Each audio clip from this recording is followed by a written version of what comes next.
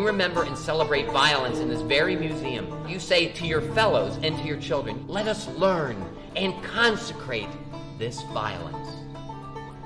But for the Negro and his emancipation, you say, no, only peaceful means.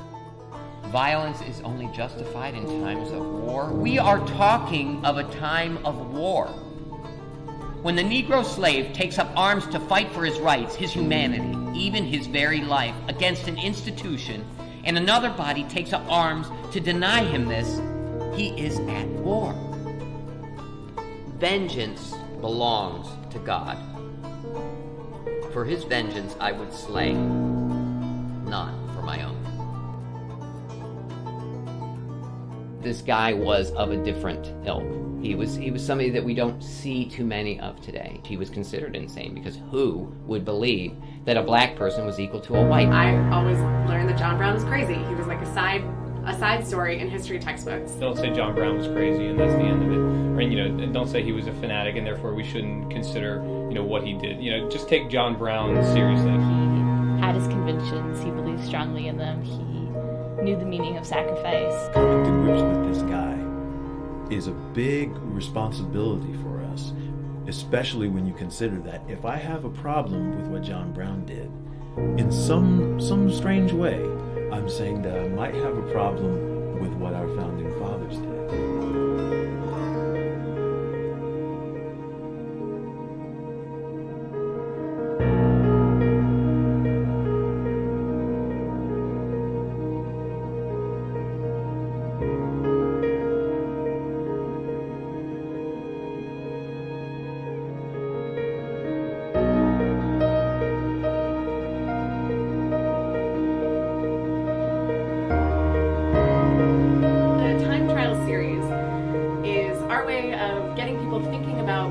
How they know what they know about history.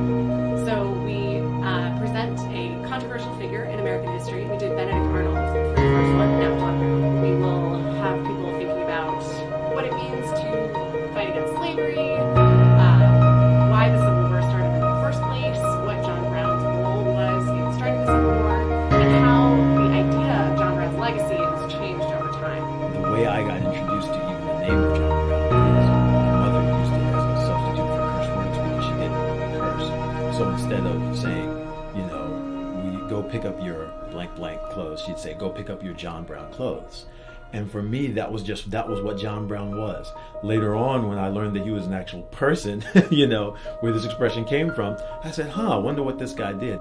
John Brown was an abolitionist who, unlike many abolitionists, decided to use violence. This would be in the late 1850s. He began to realize that violence was the only way to respond to the legislation that was allowing more slavery, not less slavery, in the United States at the time. I now realize I had barely scratched the surface on who this guy was. This guy was so central to just about every major occurrence, every major figure during the Civil War. And so once I figured that out, I said, okay, I think we have something here with this character. This could be something really, really good for our visitors to come in and see and talk about.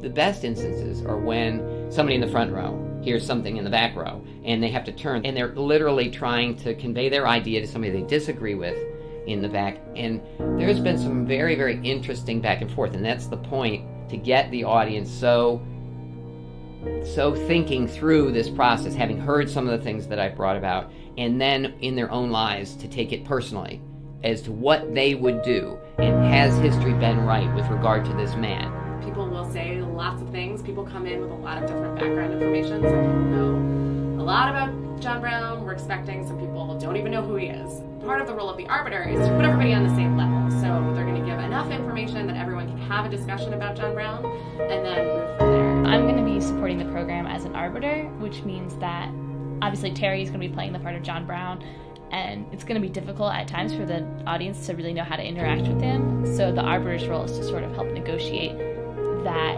When John Brown gets questions, that it's helpful to have some more info maybe than he has. Then I'm there. We can help interpret their questions and redirect them in ways that John Brown will be able to answer, and just also help guide the discussion during the time trial. What we really want Pete to do is get people thinking and get them talking. we're not necessarily trying to change people's minds as much as introduce that there are different viewpoints that are equally valid to the one you may hold. We are not suggesting that everyone turn to violence, or anyone. We're not suggesting that anyone turn to violence, and in fact, that's something we've had to really wrestle with. We don't want to make John Brown out to be a hero at all, but he is a really contested figure, and we think that people should know more about him because history is complicated, and you can't ignore the complications of history. I think that some of our biggest successes come from the questions that we don't necessarily answer.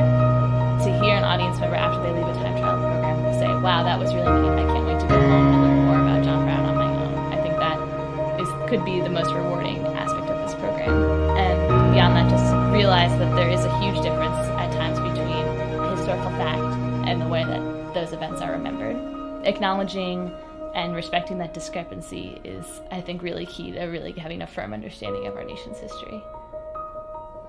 I pity the poor in bondage that have none to help them.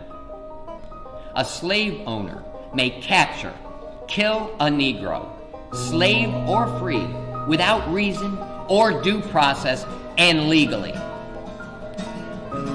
This is the government to which you entrust the power of violence.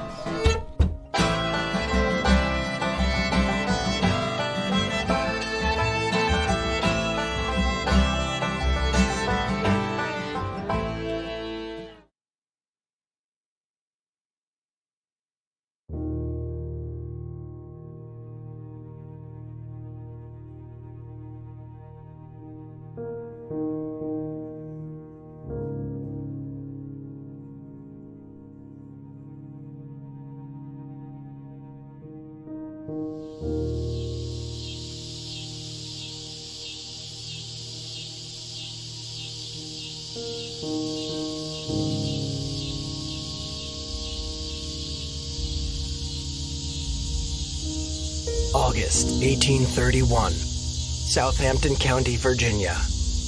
The fears of the slave-holding South were realized. Rebellion. Over 70 slaves armed with knives, hatchets, and bludgeoning objects swept the pastoral countryside, killing all in their path. Their leader was a slave named Nat Turner. Born in the year 1800, Nat's mother had been kidnapped and brought from Africa. His father, a slave who later escaped. He would preach to fellow slaves and even some whites, earning him the nickname Prophet, and even claimed to receive visions. When he was 22, he escaped and fled, only to return to the plantation voluntarily. When asked why, he claimed, "The Spirit appeared to me and said I had my wishes directed to things of this world and not to the kingdom of heaven, and that I should return to the service of my earthly master." But Nat was not back to subserviently serve in bondage. He knew his purpose was to avenge those that suffered under the chains of slavery.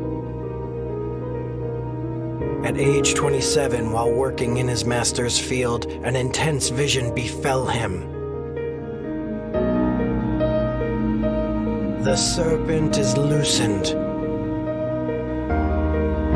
Christ laid down the yoke for the sins of man, and you shall take it up to fight against the serpent. The time is near when the first shall be last, and the last shall be first. Nat began to prepare. At first confiding only in those closest to him. Then, in 1831, a solar eclipse appeared in the sky like a black fist blotting out the sun. They planned the uprising for July 4th, Independence Day. But illness befell Nat, and the insurrection was called off. That was until August of the same year, when another solar eclipse occurred and the air turned a ghastly grayish blue.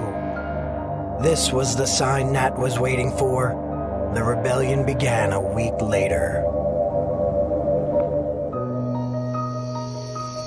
It started the night of August 21st.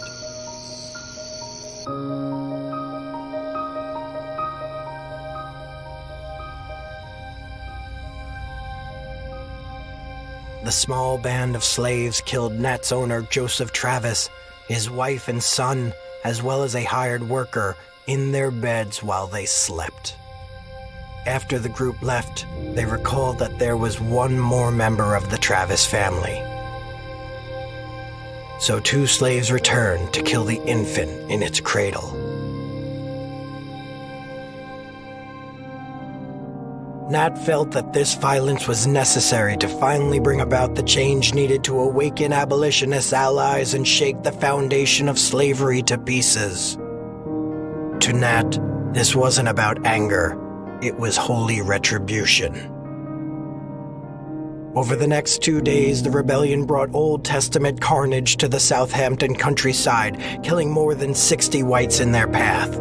Hundreds of federal troops and thousands of white militiamen intercepted the rebellion on its way to the center of the county's government, a town named Jerusalem. Nat managed to escape, hiding himself in the woods for over 2 months until he was found. Once captured, he was quickly tried, convicted, and hanged. His body was desecrated, flayed, and decapitated, with his headless remains buried in an unmarked grave. 30 other slaves and 1 free black man would also be convicted, 19 of them being hanged and the others sold to places far away.